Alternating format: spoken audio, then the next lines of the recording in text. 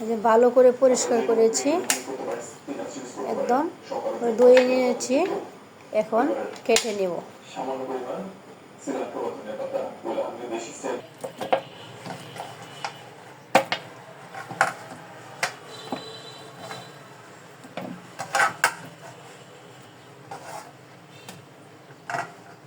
দুইটা কবুতর, এখানে হাফ কেজির মতো মাংস হয়ে গেছে। অনেক সুন্দর ছিল কবুতরগুলা।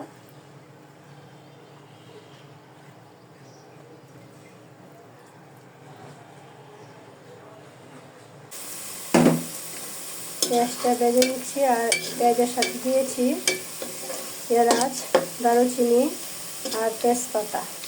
আর এখন দিয়ে দেবো মশলার মধ্যে দিয়েছি ধনিয়া, জিরা, হলুদ, মরিচ আর আদা বাটা, রসুন বাটা। 1 চামচ ধনিয়া, 1 চামচ জিরা, হাফ চামচ মরিচ আর দিয়েছি হলুদ হাফ চামচ।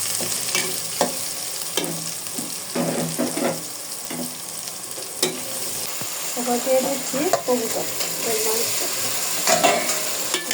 দিয়ে কষিয়ে নেব। এটার মধ্যে আজকে ছোটো আলু দেবো, বেশি আলু, জাম আলু আর সাদা আলু। কবুতরগুলো কিন্তু অনেক বড় ছিল, ভালোই মাংস ছিল, একদম ছোটো না, মাঝারি মধ্যে কবুতরগুলো নিয়ে আসছি। কারণ এইগুলো কবুতরের মধ্যে এত ইয়ে থাকে না, কুটি থাকে না, কুটি আঁশ থাকে না। আর একদম ছোটোটি কিন্তু রুমে ভরা থাকে একদম।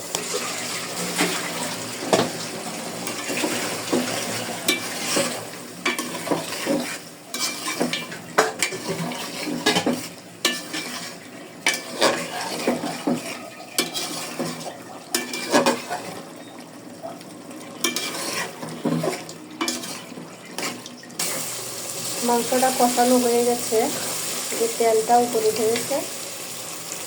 এখন দিয়ে দেব ঝোল।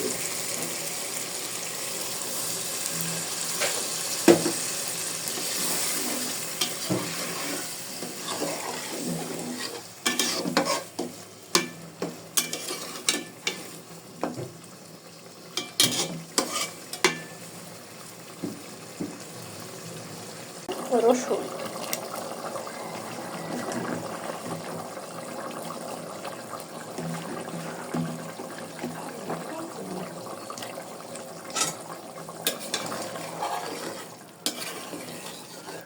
রসুনটাও সিদ্ধ হবে, এই ঝোলটাও শুকিয়ে যাবে। আজকে এই তরকারিটা রান্না করতে